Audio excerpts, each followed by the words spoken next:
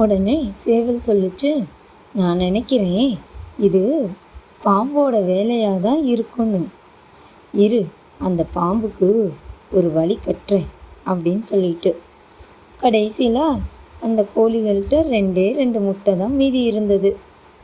அடுத்த நாள் இந்த சேவல் இந்த 2 முட்டையை எடுத்து வச்சுட்டு, இந்தா இதே மாதிரி இருக்கிற இந்த 2 முட்டையை அந்த இடத்துல வச்சிரு, இன்றைக்கி என்ன நடக்குதுன்னு பார்க்கலாம் அப்படின்னு சேவல் சொல்லுச்சு. கோழியும் சரிங்க, நீங்கள் சொன்ன மாதிரியே அந்த முட்டையை வச்சுட்டு வரேன்ட்டு வச்சுட்டு வெளியே போயிடுச்சு. அதுக்கு வெளியே போன நேரமாக பாம்பு மறுபடியும் ஒரு முட்டையை எடுத்து சாப்பிட்டுச்சு. சாப்பிட்ட உடனே பாம்பும் செத்து போயிடுச்சு. அப்புறம்தான் தெரியும், சேவல் சொல்லிச்சு, நான் வச்சது முட்டை கிடையாது, வெள்ளை கலர் கல், அதனால தான் அதை சாப்பிட்டு அந்த பாம்பு இறந்து போயிடுச்சுன்னு.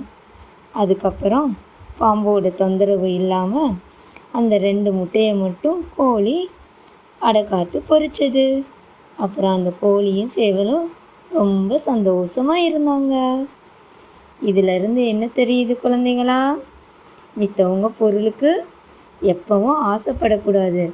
ஆசைப்பட்டால் அதுக்குரிய தண்டனை கண்டிப்பாக கிடைச்சே தீரும்.